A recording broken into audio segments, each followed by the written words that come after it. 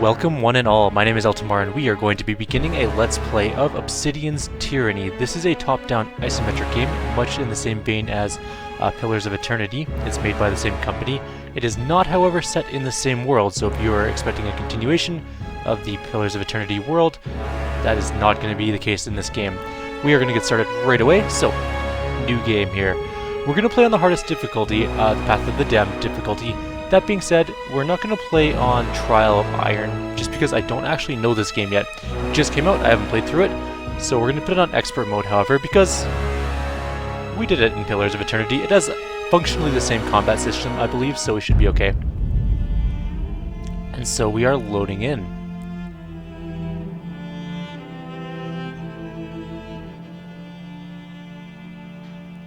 From what I understand about this game, we are what is known as a Fatebinder, which is sort of like a judge/executioner type character, but I'm not entirely certain about that. This takes place in a world where there was an imperialist expansion, and the good guys lost, so basically we're under the rule of a suggestively evil empire, and it's taking a little while to load. Apparently evil won, so it's going to be a long loading time. Although Pillars of Eternity had a long loading time when it first came out as well, so that's not super surprising. It is kind of annoying though. You'd think they would have fixed it up by now, but it happens. Some other notable games that Obsidian have created over the years, in case you were curious as to what other games you can pick up. Neverwinter Nights 2 is a really good one. In fact, it's one of the better ones. Most of the developers in Obsidian have been around the business for a long time. Some of them were with Black Isle Entertainment, who were responsible for creating games like Baldur's Gate and Baldur's Gate 2. So.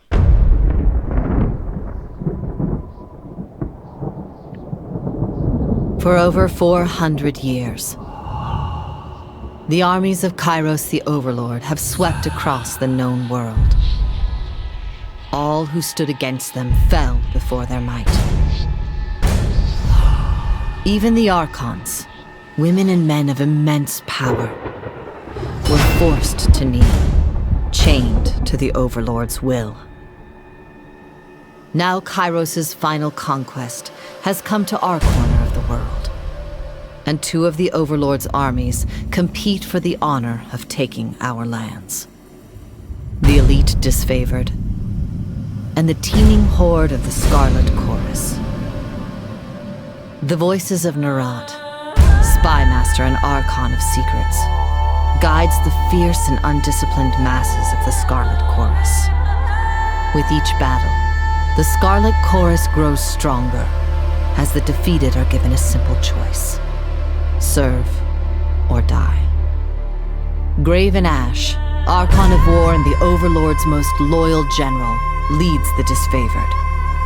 Though small in number, Kyros' ironclad legion has never met true defeat in open battle. Watching over the two generals is Tyranny, the Adjudicator, Archon of Justice, eldest of Kyros' minions. Tyranny brings Kyros' laws to newly conquered lands, aided by the Fatebinders, judges and executioners of the Overlord's laws. You were among the youngest of the court of Fatebinders when Kyros' armies came to our lands. How could we have known that the fate of thousands would rest in your hands? Well, that's a lot of lore to throw at us, but basically I was correct. Let's make our character. We're going to make a male. I like the graphics, it's sort of like little cell-shaded type stuff going on there. It's neat. Let's be skinnier, or do we want to... Oh, not that skinny. That's creepy skinny. No, let's be normal color. Not color, but body type, I should say. We are going to change our color, though. Do we want to be dark? We are going to be Eltimar. So, Eltimar was an orc in previous games. He's sort of orc-looking. Alright. Sold. Next. Hair color. Dark hair, light hair. You can make an old guy. Actually, that looks like a drow, pretty much straight up, except for the body shape.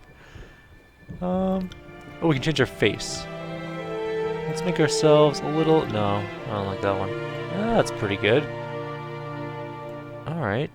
We have to make ourselves look sort of orky, because that's, you know, the type we always go with. Orcs have dark hair, though, so let's just do that. That's way too pretty boy for an orc. It's getting there. That's dumb. Actually, that was kind of cool, but I kind of want like dreadlocks. That's very orky, but I don't think we have that option. Or do we? No, not really. Okay, we're gonna choose... I don't know. Not that one. Not the ponytail. That's some beautifully coiffed hair there. We'll go with the sort of messy hair. And what's our voice going to be like? Moving cautiously. My wounds are slowing me down.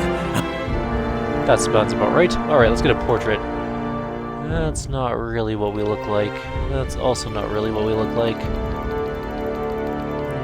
No, those are female pictures, so... Kind of we look like that. Oh, there, that's sort of... Well, we don't really have a beard. Although we could have a beard. Let's have a beard. Why not? A distinguished beard. Yes! That's what I'm talking about. I still want dark hair, though. I don't like that picture, though. I kind of like that one. But that's more roguey, and I want to be more warrior-y. I mean, the facial features sort of match up. The skin color does not match up between those two pictures, but... we could make it match up, I guess. How do I do that again? Where's my face and hair? I guess body is something we've already done, so we can't fix it. Or change it, I should say. Let's just go with that one. That looks cool. Doesn't look anything like our picture. We should pick one that looks like our picture. We really, really should. Alright, we're gonna go with... I mean, kinda. Good enough. How did we join Kyros' army? We could be a soldier? Nah. Pit fighter? I like pit fighters. Not wishing to pay for feed and house, too. The madame that purchased your mother sold you to the proving grounds. The Northern Empire's bloodiest, most notorious fighting arena. Given only enough training to assure the show isn't over too soon, your natural prowess and survival instinct led you to one victory after another. There was no elegant swordplay, no formalized duels, just brute melee with the stench of blood, shit, and bronze with each day's gruesome necessities. It is said that any fighter that slays a dozen others in the grand melee is given her freedom, but in 300 years, only 3 warriors have ever walked away from the proving grounds. When the closing horns sounded and 13 corpses lay about your feet, you became the 4th to be granted freedom, to thunderous applause. But this autonomy was short-lived. Within days, word of your accomplishments had made its way to the Archon of Justice. I didn't actually click to go forward. How do I scroll back up? Oh, I guess it just does it for us. Today we are a Fatebinder, agent of the Archon of Justice. You are by no means free, but as a warrior scholar deputized with discretionary powers to interpret and execute the laws of the Overlord Kyros, you are freer than most. One does not apply to be a Fatebinder. One is called upon by Tunan, the Archon of Justice, and to decline is death. Millions of men and women live under the dozens of realms ruled by the Overlord. How did you stand out from amongst this teeming mass of desperation and insignificance and gain the Archon's notice? Pit fighter, that sounds cool. Let's do that. Okay, our primary expertise. I like swords. Parry, athletics, two-handed weapons. Slow attack style. Dual wielding, that's what I want.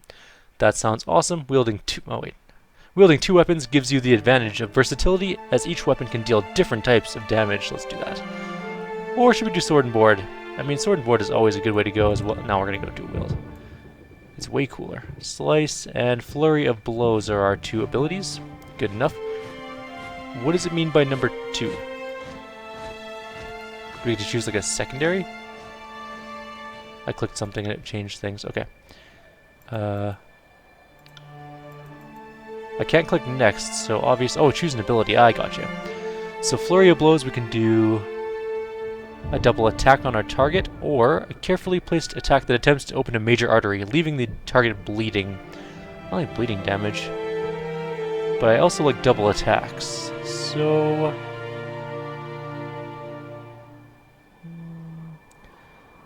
I think I'm gonna go with bleeding damage. Yeah. Alright. Second expertise is going to be... It's a vigor spell. Granting bonuses to ourself and our allies. Shock spells are obviously electrical stuff.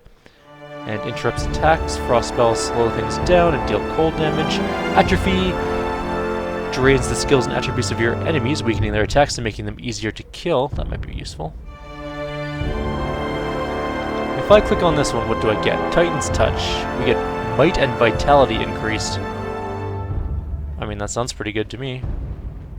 What do we do if we get Atrophy? -3 Might and -3 Vitality for an enemy. That's also awesome. Envelop the target in a harsh winter cold, leaving them frozen for a time. Also pretty good. And channel an explosive surge of electrical energy, releasing it all at once on a nearby enemy, sorry. Interrupting them and sending them flying backwards. That sounds bad, because we don't want to move things away from us, really. Do we ever... you know what, we'll take Titan Touch. That sounds good. Vigor spells. Let's do that. Our character colors are obviously going to be evil, black on black. And we need a banner customization. We need something that looks orcish. That is kind of cool. I like that. That looks more assassin-y, really.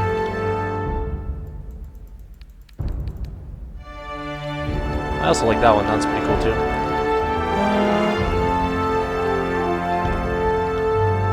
Kind of like that one as well. Let's go with the... This is a tough call, guys.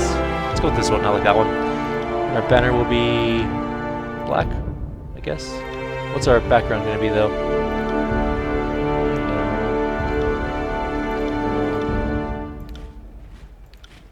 You know what? That looks kind of cool. Actually, you know what? Let's do that. That looks good. Alright. And, of course, our name is going to be Eltimar. Easy enough. Attributes. We get 8 points. So let's see how much this is similar to Pillars of Eternity. So Might is attack and ability strength, and endurance defense, accuracy and armor deflection, ability and spell cooldown, health and defense, spell strength and magic defense, and resolve. So resolve we can probably leave alone for now. We're not going to be super tanky. We're going to grab some strength, of course. Maybe not that much strength. We can kind of just make a general character, I guess. We need... Man. I don't want to... We kind of want a little more accuracy. We could min-max a little, I guess. Oh, we can only go down to 2. Okay, whatever then. That's fine. So we're losing 6% affliction duration. That's fine, whatever. Endurance, will, and magic defense. Those all kind of suck to lose. Now that being said, we are gaining plus 10% bonus health, 6 will defense, so that fixes at least that. 6 magic defense, so that takes care of that. 6 will defense, that takes care of that. Ability and spell cooldown, fine, whatever. Accuracy and armor deflection, fine. Endurance, so we've negated this aside from the affliction duration, I think. But the question is, do we really want this to be that high? I mean, spell strength and magic defense, I mean, vigor is going to be part of what we're doing, but it's not going to be a huge part of what we're doing. We could leave resolve up there. My dog is making a huge amount of noise downstairs. That's wonderful. I'll fix that problem later. And I think this looks okay. I'm not sure how this is compared to Pillars of Eternity, but it's looking a little bit different for sure. How many points do we have? Let's put that back. We have 20 points available, so athletics, lore, parry, subterfuge, and dodge. Dual-wielding magical staff, we're not going to bother with any points in that. One-handed weapons, no? Or yes? Does that mean single... Like, would just a weapon in one hand? Or is that two one-handed weapons as in dual wielding? I have no idea what Control Vigor is. Ability to draw and control spells that use the sigil of Vigor. Higher skill increases the chance of critical hits, which extend the duration of Vigor bonuses to allies. Okay, so that is pretty good. We're going to grab some dual wield. We'll get that up to 40. We're going to grab a little bit of athletics, I think. A little bit of parry. Don't really know about subterfuge or dodge, but I do want to get some control vigor, I think. I have no idea.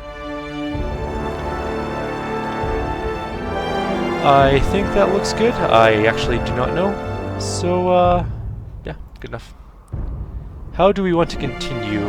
Conquest? Or quick start? We're going to do Conquest so we can see actually how this invasion happened. That sounds pretty cool. And we're going to start this game out. Let's see how it goes. All the world has fallen to Kyros. And now the Overlord's eye is on the Tiers, our home. The last corner of the world free of Kyros' reign.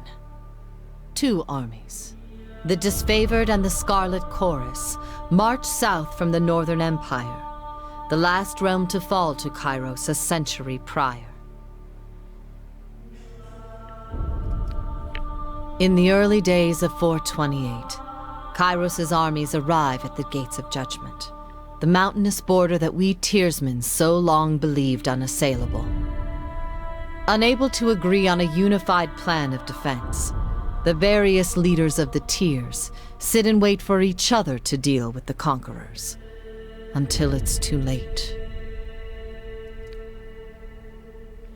Well, it sucks to be them. They should have come together in defense.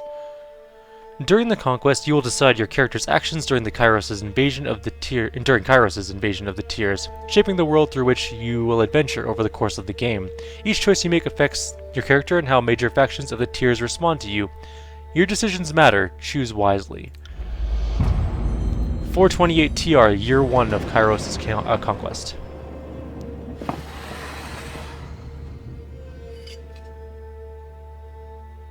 The Bastard City stood on the northern border between Kyros' empire and the Tiers.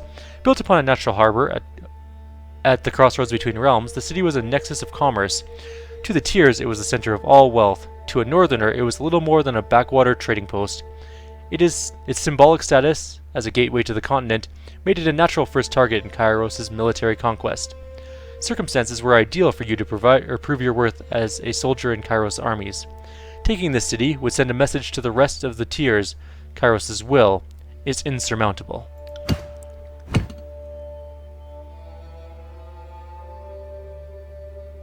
Select a token on the map to begin. Alright, let's go there.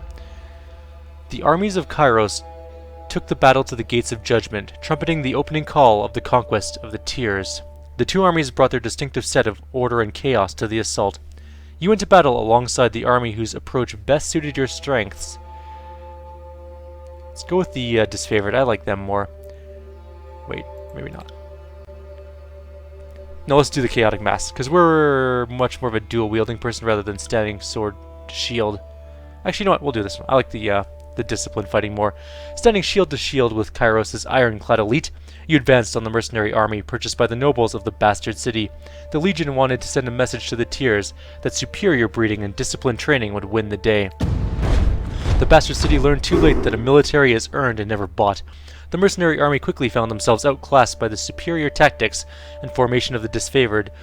Those few who lived to the end of the battle were rounded up, the weak executed, and the strong enslaved to haul the army's wagons on the journey south.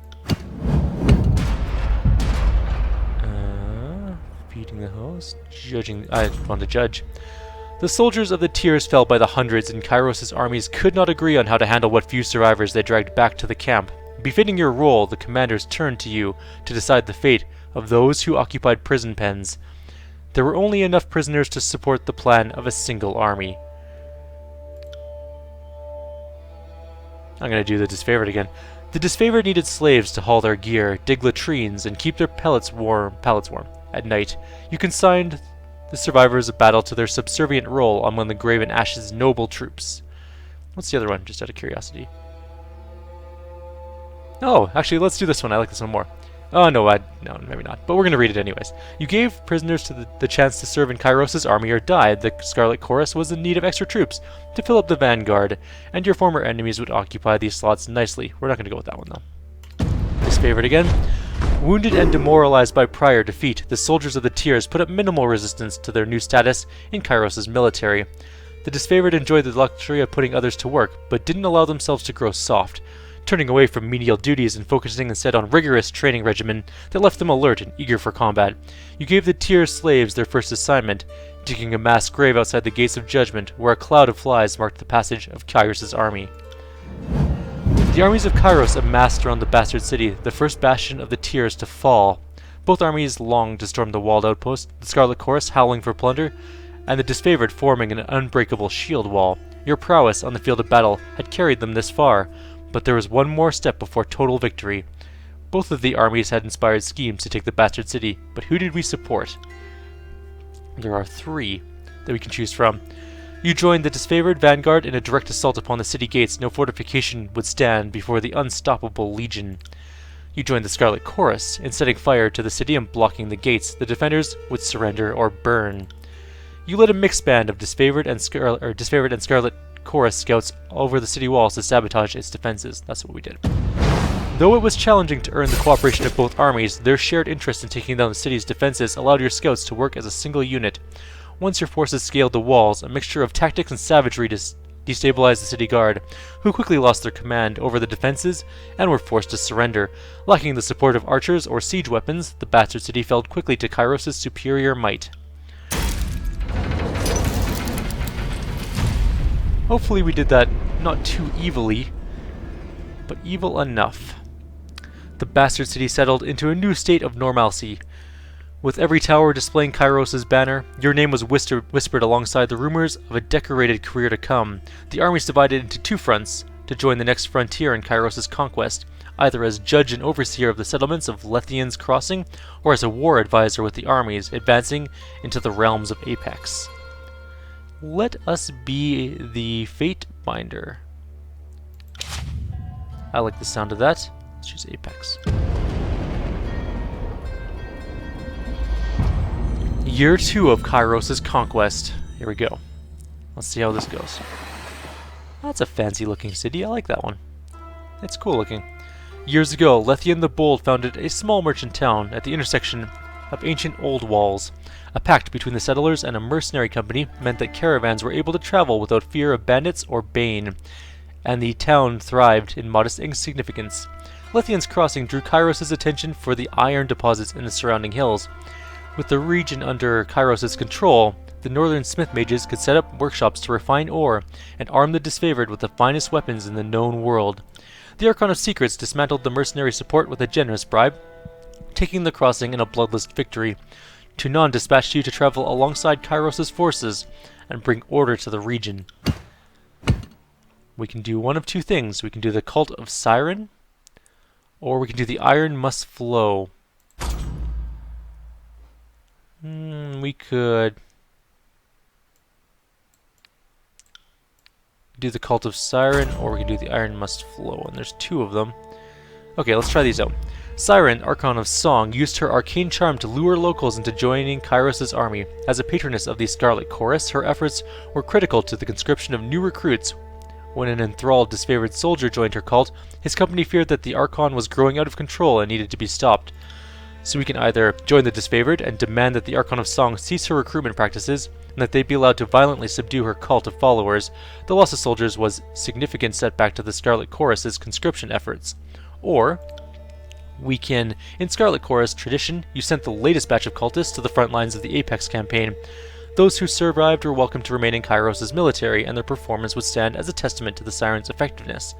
Or we can do the Iron Must Flow one. Kyros' smith mages worked day and night to create weapons. No one faulted their dedication, yet production was low. The plans came to light proved divisive to the disfavored and Scarlet Chorus. On one hand, any additional manpower was needed for fighters, not forges. On the other hand, the celebrated weaponry of Kyros' armies needed to be fiercely guarded. We can due, the Scarlet Chorus took refugees from the recent influx and forced them to serve in Kyros' military.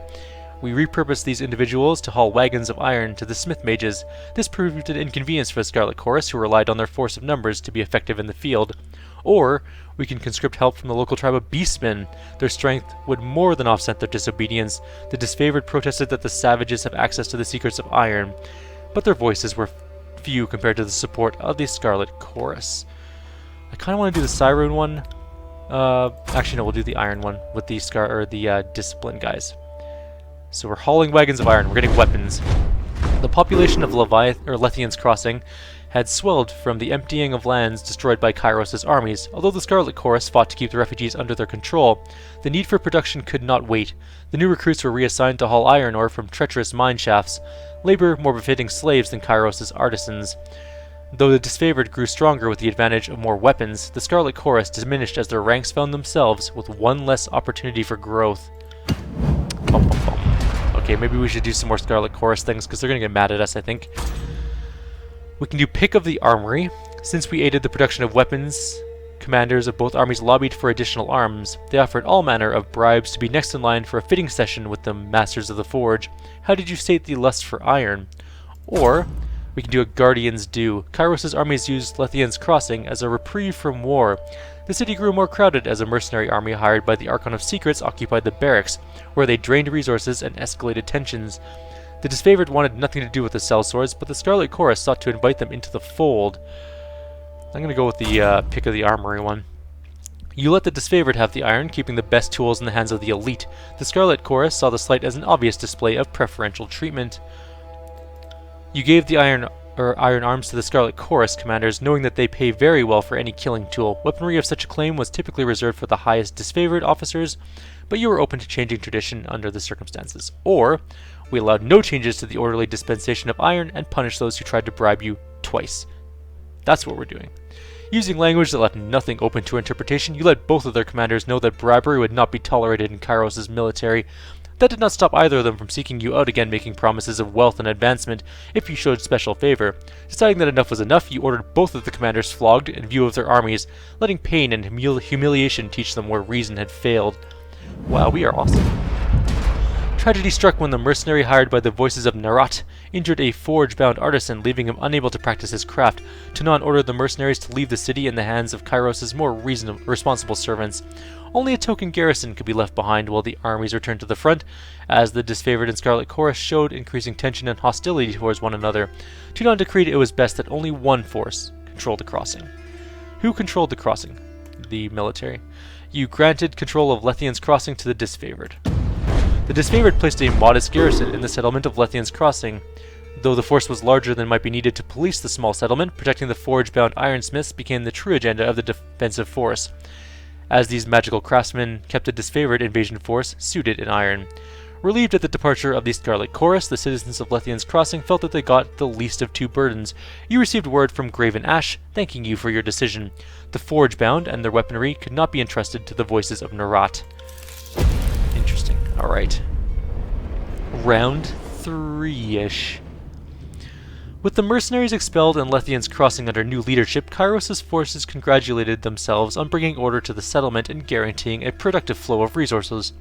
Over the course of this diversion, the army front advanced further into the tiers. Your skills were needed in the realm of Azure, Stalwart, or the Vellum Citadel. Okay, what's this? Oh, it doesn't tell me what they do. Oh, okay. Kyros dispatched the Archon of Stone to subjugate the nation of Azure, or Kyros' conquering gaze fell upon the Vellum Citadel, its treasures, its knowledge, and its secrets, or Stalwart. With its easily defended position in the rich military tradition, the realm of Stalwart was the most formidable realm in the tiers.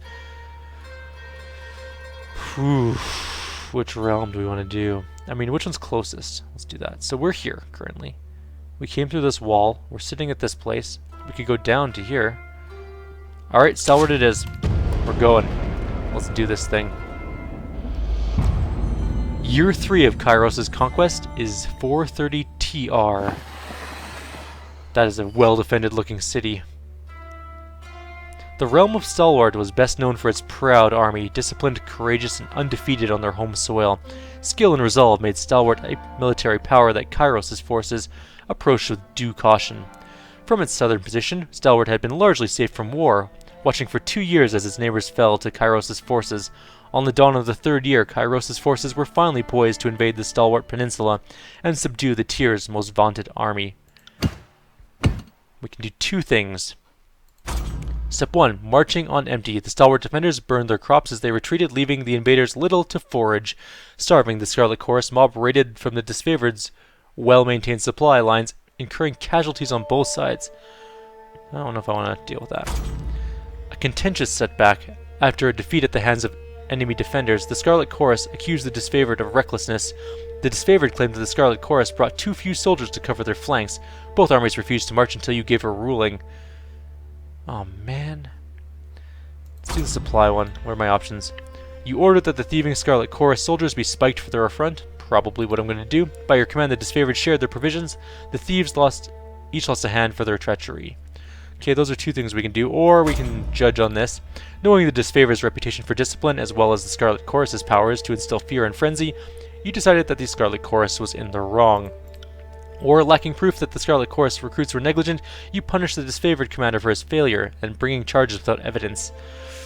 Man, this is a rough one. I don't know what to do with this one. I think I'm going to have the Scarlet Chorus soldiers be spiked for their stealing of food from our elite. Even in a time of war, there was no excuse for allied armies to battle each other in violation of Kyros' peace. The disfavored rightly argued that they had enough supplies to feed their troops. The Scarlet Chorus needed to better look after their own people. Agreeing with their assessment, you had the offenders staked outside the Scarlet Chorus camp, left to send the message that hunger was no shield from justice. We are grim. Scarlet Chorus mages this is the Beasts of Stalwart, sorry.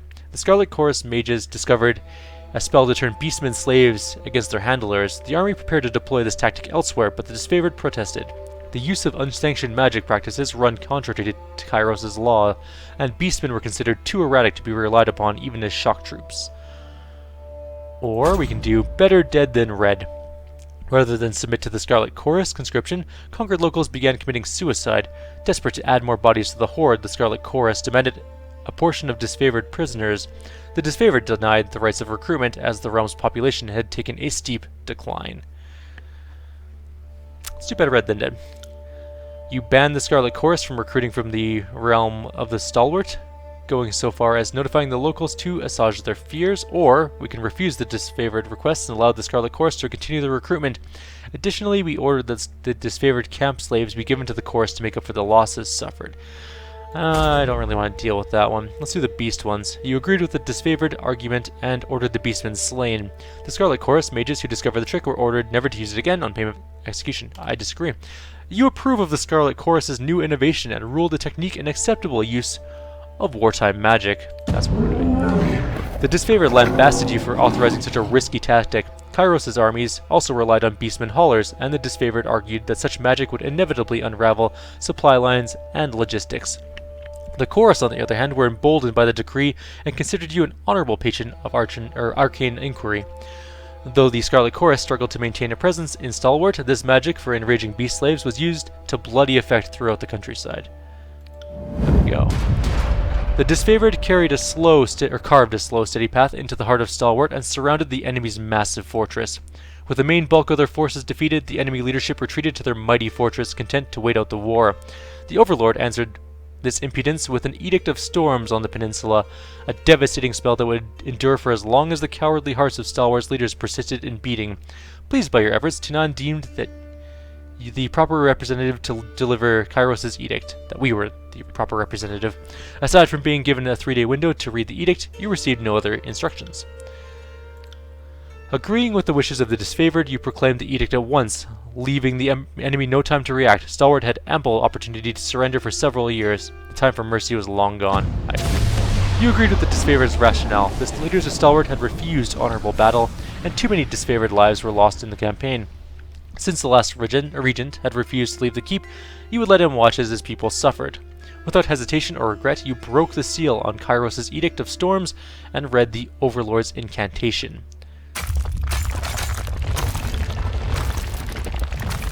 That is grim looking. The clear skies darkened as you read the final words of the edict. A flurry of wind and rain whipped through the rolling plains and craggy canyons, turning rocks, uprooted trees and hapless soldiers into hazardous shrapnel. Armed with a measure of foresight, you were able to remove yourself from the area before the storms grew more violent.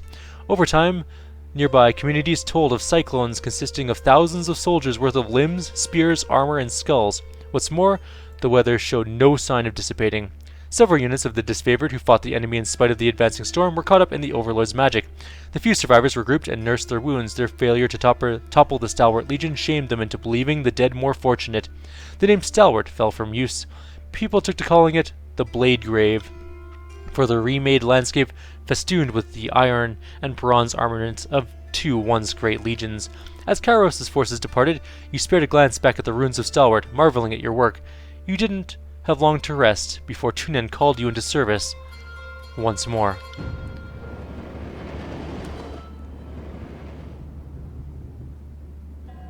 You have reached the end of Kyros' conquest. Do you want to continue or erase your progress and start over?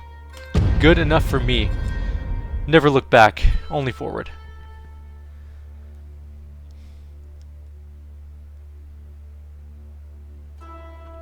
Is that statue bleeding?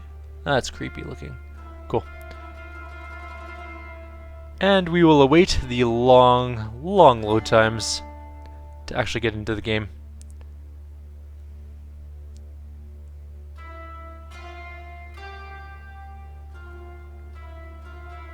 The year is 431, and Kyros' invasion has shattered all major opposition in the tiers. The Younger Realms, the Bastard Tier, the Free Cities. All who defied Kyros lay broken by battle, or bowed in surrender. The two armies of the Overlord, the Disfavored and the Scarlet Chorus, now control our lands. But our will is not yet extinguished. Not entirely. In the Valley of Vendrian's Well, those of us unwilling to bow to Kyros have banded together in defiance. Violating an oath of surrender from 2 years prior, we have staged a bloody uprising, murdering the Disfavored and Scarlet Chorus garrison in a midnight assault. With their main forces spread across the tiers, the Disfavored and Scarlet Chorus redeploy to Vendrian's Well to crush the resistance, but months pass with no definitive battle. As disagreement and discord paralyze the Archons, we bide our time and wait for our message of insurrection to spread across the tiers. The Overlord is not amused, and Kyros has one message for the Archons. Crush the Oathbreakers, or die.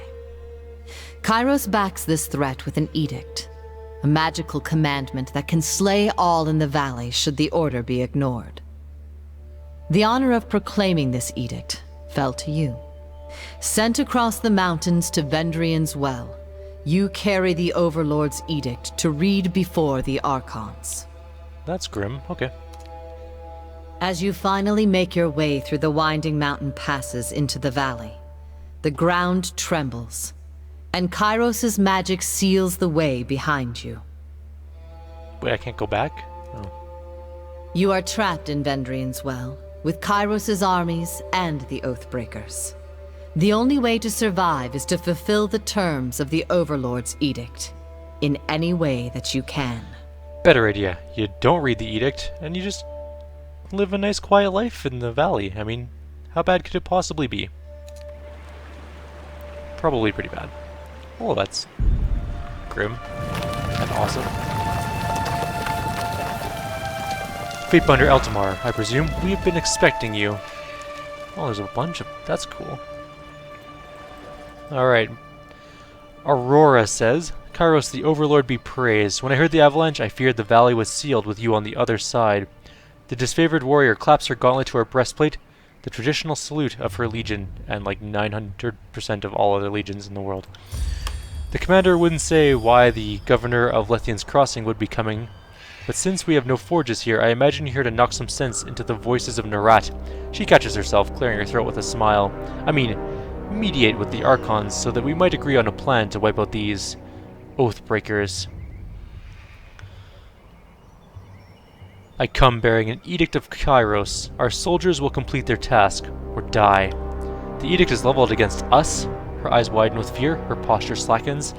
But the Scarlet Chorus prevents us from taking action. Why would the Overlord punish both of... She clears her throat with a sigh. Forgive me, it is not my place to question. We should have conquered the enemy within weeks of arriving in the valley. The delay reflects poorly on all of us. 2 Archons and their armies cannot take a citadel they've taken before. Of course Kyros is displeased. Your words sting, but they are not false. The soldiers stand ready, yet the Archons never issue the charge. If anything can force them to act, it will be the Overlord's edict. Well, you have traveled a long way. I won't keep you further. I'm sure that the Archons will want to hear from you at... Her voice falls silent, her attention snapping eastward with alarm. Did you hear that? More runners, 3rd time this week. The Oathbreakers keep trying to send messengers through the mountains to gather help from the outside the valley. She points over to the collapsed path which you arrived, but they're a bit too late for that now. Come on, let's show these Oathbreakers a good fight. So our first combat of the game. Okay, we're gonna pause. So there is an honor guard. He's actually got pretty decent looking armor. We'll fight him. Let's see our abilities. We have Titan's Touch, which is our buff. We have Slice. Let's try Slice. I got it. Anytime you want to do it. Don't know if that worked very well. Let's buff ourselves up. And then just hit him. Right. What's his life looking like? I can't really check. We should probably flank him. Our attacks are super slow. Let's try Thrust. I got it. There we go, that was a good hit. He's badly injured. Let's get him bleeding again. Can't tell if he's actually... Oh, he is bleeding. You can see it on the bottom of the screen there. There's a little blood thing. We took a bunch of damage there, but what can we get? We got a Potion of Protection, which is armor. A Whetstone, which is, again, armor. We're going to buff ourselves up. I don't know if that worked. Can't do that. The avalanche has blocked us. Has us blocked. I think you can fit through the rubble? Maybe. Squeeze through the gap or move the boulder. Let's move the boulder. Oh my god. We just crushed that woman to death. Literally to death. Okay, let's bloody her up. Bleeding is important. We'll stab her in the back. We do have healing potions, so we should remember that. Alright. This is going well for us. We have nothing else to do at the moment, so let's attack. Barely injured. Our abilities are on cooldown, you can see on the bottom there. And let's stab her in the back, him in the back. Get him some bleeding damage going. No bleeding damage, it didn't apply. I got it. Let's stab him.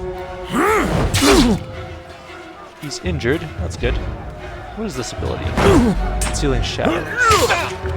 Okay. That's an encounter power. What it does is raise suppression for 12 seconds. We lose... Oh wait, we just dodge and parry a lot. That's our defensive ability, really. We should Will do. Right. Stab. For the Queen! Getting its abilities for attacking and stuff, that's neat. Alright. Let's loot some bodies, and we're going to call it a video here. We are at 50 minutes, so that's a pretty long time. That is... Okay, so tab is outline things. Where did that person go? Why isn't she helping us to not die? What's this thing do? The ancient Weeping Mother statue pays homage to the Queen Laserius. First of her name. Fresh water once flowed from the statue, but when Kyros' forces attacked Vendrian's well in 429, the statue began weeping blood and has done so ever since. That's a lot of blood. That's liters of blood a second. That's a lot. Anyways, we're going to end this video here. This is going to be the wrap-up. We are going to solve this... Oh, let's see if we hit M, it just loads up a thing. And same thing with this. That's neat. I like that. That's cool. And that's our combat log. So, like always, if you guys have any suggestions or comments, please leave them below. Otherwise, I'll see you in the next video. We will be continuing on with Tyranny.